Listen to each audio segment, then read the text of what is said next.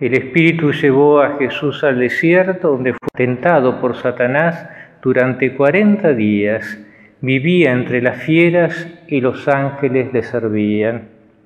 Después que Juan Bautista fue arrestado, Jesús se dirigió a Galilea. Allí proclamaba la buena noticia de Dios diciendo: el tiempo se ha cumplido, el reino de Dios está cerca, conviértanse y crean en la buena noticia. Aquí no hay descripción de cada una de las tentaciones. Solamente sabemos que al inicio del ministerio de Jesús, llevado por el Espíritu, Jesús fue tentado por Satanás y venció sobre él. Pero al mismo tiempo aparece la figura de los 40 días. Podemos pensar en los 40 años del pueblo de Dios en el desierto.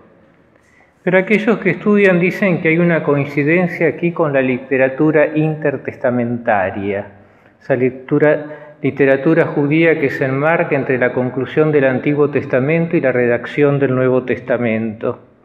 Según esa literatura, después del pecado, Adán fue conducido al desierto por 40 días para ayunar, y todas las bestias lo acompañaron, lamentándose del paraíso perdido.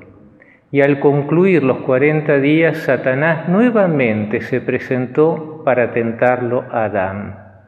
Y en ese momento Dios vino en auxilio de Adán con 12 ángeles que permitieron que él permaneciera obediente a Dios. Sin duda que ese relato nos dice que el ser humano no fue dejado solo a sus propias fuerzas después del pecado, pero nos dicen también, ya leyéndolo desde el Evangelio de San Marcos, que Jesús no solamente es el Mesías que ha vencido el poder de Satanás y del pecado, sino que Él es el nuevo Adán en el cual se da definitivamente el paraíso recuperado. Y es después de esta escena donde Jesús vence a Satanás y se somete a la voluntad del Padre que viene el anuncio, el primer anuncio de Jesús. El tiempo se ha cumplido, el reino de Dios está cerca, conviértanse y crean en la buena noticia. Esta expresión tan breve, muy cercana a una de las fórmulas con la cual se nos dispone las cenizas, el miércoles de ceniza, conviértete y cree en el Evangelio, merece una cierta explicitación. Las dos primeras expresiones están en indicativo. El tiempo se ha cumplido, el reino de Dios está cerca. Es la afirmación de la acción de Dios realizada y aquella por realizar. Mientras que la segunda y el tercer verbo están en imperativo y se refiere a lo que el ser humano tiene que realizar, convertirse y creer en la buena noticia. Podemos decir que en esta expresión está graficado lo que se realiza en este tiempo de Cuaresma. Es un tiempo que Dios ha cumplido en nosotros y por nosotros y que nos acerca a cada uno de nosotros, en los más concretos, el reino que definitivamente está en medio nuestro. Pero eso exige una respuesta. Y la respuesta es la conversión y creer en la buena noticia como buena noticia de salvación. Lo curioso es, contemplado ahora desde María, que María está ausente en la liturgia de Cuaresma, que lo que afirmamos respecto a María no pasa por una llamada a la conversión y que no debía creer ella en el Evangelio porque creyó desde el primer instante a partir del anuncio del ángel.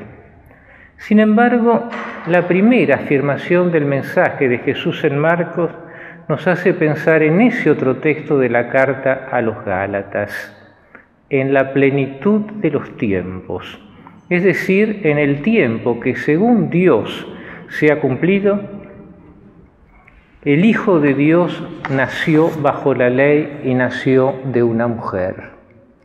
Y eso sabemos que comenzó a través de un diálogo, el diálogo que contemplamos en la Anunciación, el diálogo entre Dios y la criatura. La gran pregunta es respecto a nosotros, si nosotros, a raíz de nuestra realidad de seres pecadores y débiles, necesitados de salvación, estamos en condiciones de dar una respuesta adecuada al Señor. Ahora, ¿qué es acoger al Señor y cómo viene a nosotros? Sin duda que confesamos en la fe que Él es el Hijo de Dios, es el Omnipotente, es el que nos otorga la salvación.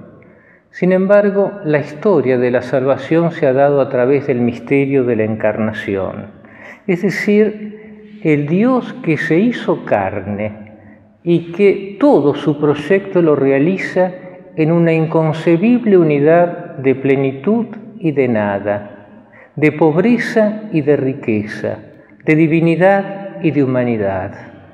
Y contemplado más concretamente, ese niño necesitado en el seno materno o en el pesebre de Belén que no puede pronunciar palabra, es el Verbo eterno de Dios. El torturado, crucificado, muerto, es la expresión más grande de la gloria de Dios. Así como luego y cada día para nosotros, la pequeña porción de pan eucarístico es el Creador y Redentor del mundo.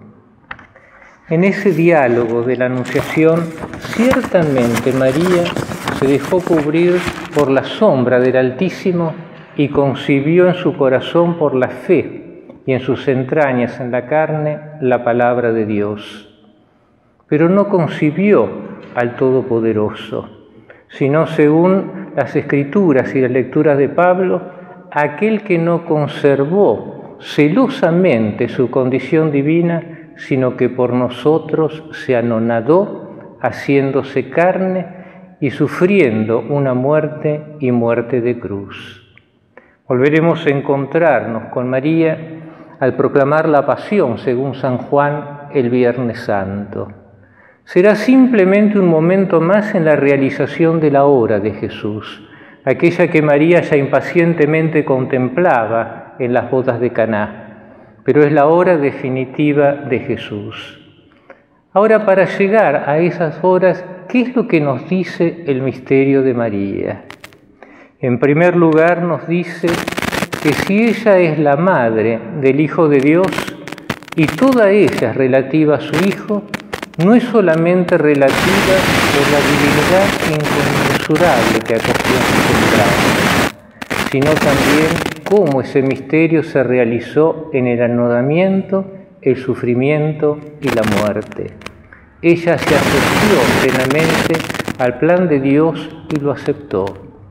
Nos dice también que ella creyó en el Evangelio y por eso fue la depositaria de la primera de las bienaventuranzas, como lo dice Isabel: feliz de ti porque has creído.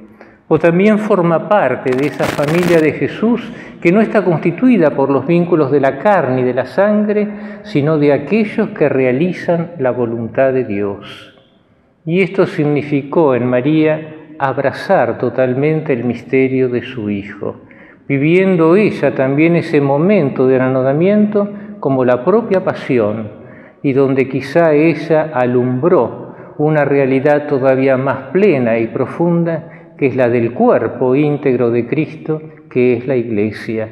Un parto, en este caso doloroso, pero tremendamente fecundo, porque brotaba de la cruz de su Hijo. Por eso, en este tiempo en que ella permanece silenciosa, en este tiempo en que ningún texto de las liturgias nos recordará a María, no olvidemos nunca la actitud con la que ella vivió su propia maternidad. Por una parte, abrazar la integridad del misterio de su Hijo sin apropiarse nunca de él. Estar dispuesta siempre a escuchar la palabra de Dios y realizarla, y buscar en todo abrazarse amorosamente a la voluntad de Dios. Son tres actitudes que estamos llamados a vivir cada uno de nosotros en este camino que va de reconocer con humildad nuestro propio pecado, para acoger inmerecidamente el don que Jesús nos hará de sí mismo y de su amor en el misterio de su Pascua.